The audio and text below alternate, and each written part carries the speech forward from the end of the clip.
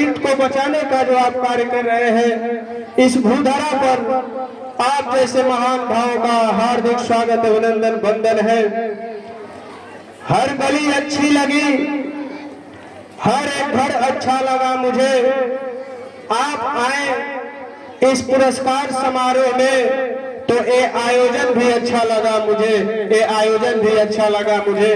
मैं चाहता हूँ कि मुख्य अतिथि के रूप में आप डॉक्टर शैलेंद्र यादव जी जो भारतीय पर्यावरणविद हैं, मैं आपसे सादर आमंत्रित करता हूँ कि आप आए और अपने उद्बोधन से हमें कृतार्थ करने का कार्य करें। माननीय डॉक्टर शैलेंद्र यादव जी।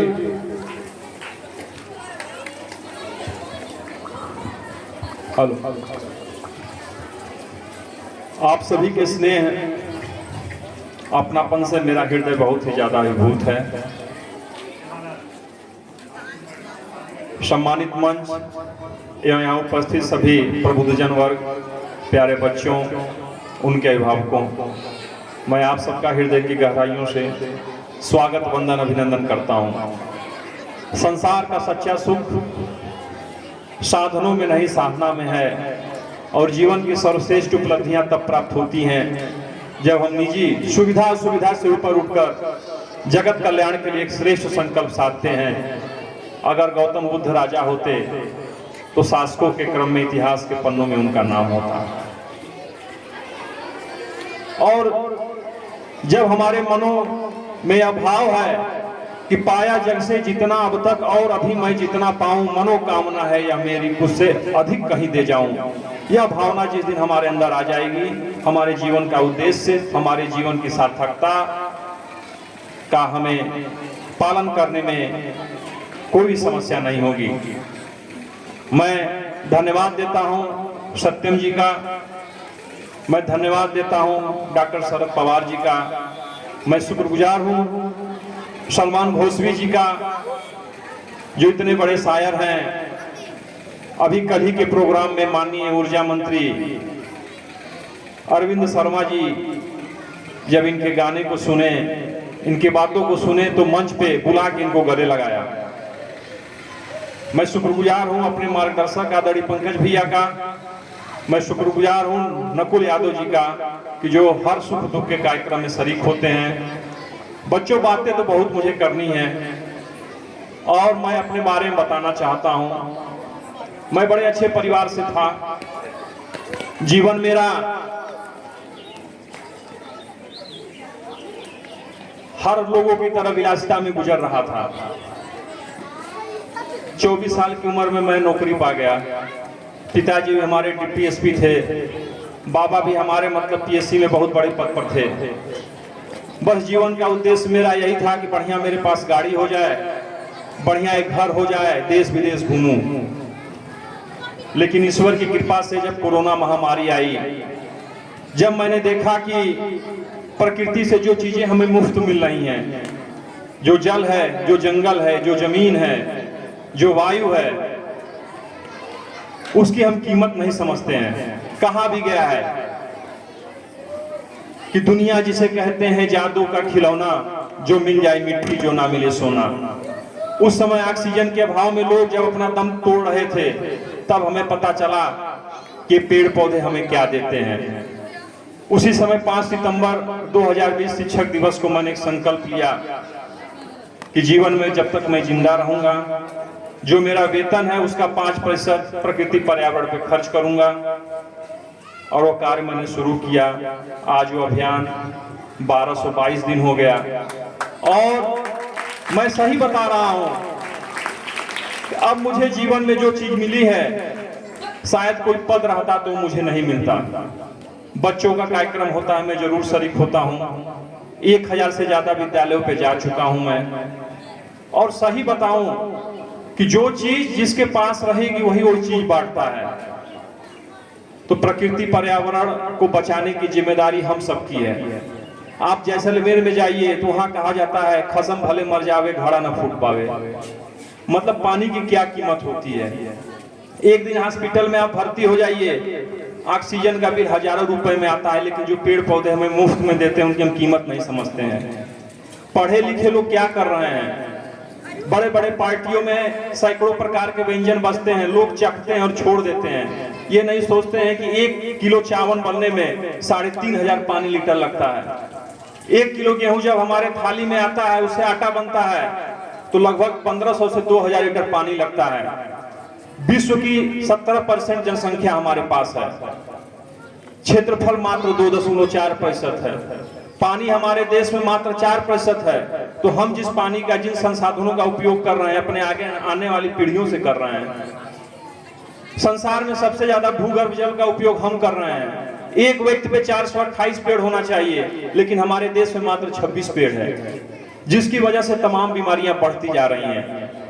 तो बस मैं यही कहना चाहूंगा कि मैं बहुत बड़े बड़े प्रोग्राम में गया हूं, ग्लोबल समिट थी, इंदौर गया था, बहुत जगहों पे गया हूं, लेकिन मुझे जो अपना अनुभव मिला है कि जो बच्चे जो बदलाव ला सकते हैं, बड़े तो बड़ी बड़ी बातें करते हैं, एक पौधा नहीं लगा पाते हैं वो। लेकिन छोटे बच्चों, मैं आप लोगों से यही गुजारिश करूंगा कि आपके जो शिक्षक हैं, उनका जन्म दिवस हो तो उनको एक तुलसी का पौधा दीजिए, अपने विद्यालय पे लगाइए। एक तुलसी का पौधा जो होता है 24 घंटा ऑक्सीजन देता है। और उसको कैसे गमला बनाएं आप, एक पेप्सी का बोतल बड़ा वाला होता है, उसको ऊपर से काट लीजिए और नीचे उसमें छेद कर दीजिए, अपने टीचर को गिफ्ट दीजिए। छोटा छोटा प्रयास कीजिए, नहाते समय, गाड़ी धोते समय, खाना बनाते समय हमें पानी की बचत करना होगा। हमारे देश के उपराष्ट्रपति जो हैं, वह कहते हैं कि पानी में जो 1 गिलास पानी पीते हैं तो बहुत लोग आधा गिलास पानी पी के उसको फेंक देते हैं। तो उसको भी आप हो सके तो कहीं ना कहीं किसी पेड़ पौधे को उसको देते रहिए। तो छोटे बच्चों, मैं आपसे यही कहूंगा, कोई भी आपका शुभ अवसर आए, जो बच्चे आज इनाम पा रहे हैं, एक पौधा लगाइए। हमारे संस्कृति में जो पढ़े लिखे लोग नहीं हैं, आदिवासी समाज के लोग हैं, वह अपने बच्ची की जब शादी होती है तो 5 पौधा लगाते हैं। हमारे बड़े बुजुर्गों ने जो पेड़ पौधा लगाया, उसी की बदौलत है कि हम आज के समय में जब पेड़ पौधे काटते जा रहे हैं, फिर भी ऑक्सीजन हमें मिलता जा रहा है।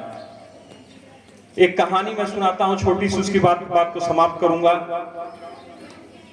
कि एक बार जंगल में आग लग गई, सभी जानवर इधर उधर भाग रहे थे। एक छोटी सी गिलहरी अपने चोंच में पानी ले जाकर आग बुझाने का प्रयास कर रही थी, और वहीं कौवा बैठ के उसको देख के हंस रहा था। कौवा ने कहा कि तुम्हारे इस प्रयास से क्या होगा?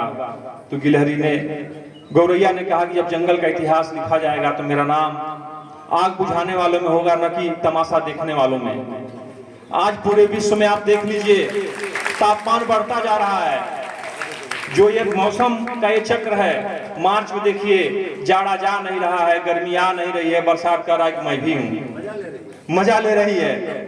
ग्लोबल वार्मिंग है, क्लाइमेट चेंज है, तमाम मनीषी इस पे दिन रात प्रयास कर रहे हैं। आप छोटा छोटा बस 3-4 प्रयास कीजिए मेरे कहने से।